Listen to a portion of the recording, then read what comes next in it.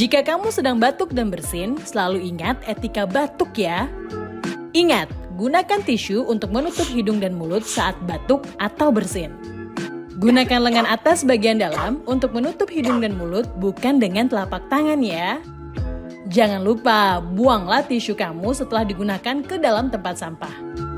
Setelah kamu batuk dan bersin, ingat selalu untuk mencuci tangan dengan sabun di air mengalir. Selalu gunakan masker dimanapun dan kapanpun ya.